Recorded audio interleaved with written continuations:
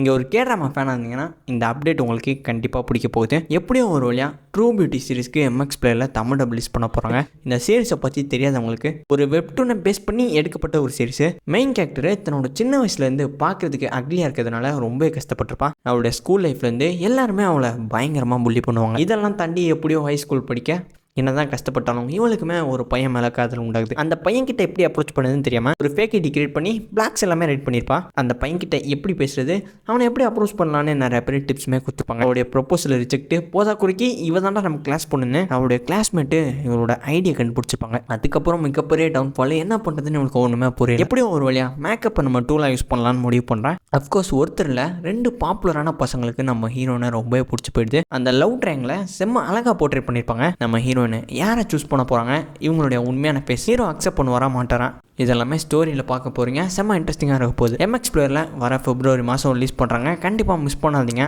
நம்ம சேனலில் ஏகப்பட்ட வீடியோஸ் இருக்குது, மறக்காமல் செக் பண்ணி பாருங்கள். இதே மாதிரி புது வீடியோஸ்க்கு லைக் அண்ட் சப்ஸ்கிரைப் பண்ணி பெல் ஐக்கானை மறக்காமல் அதில் போட்டுருங்க.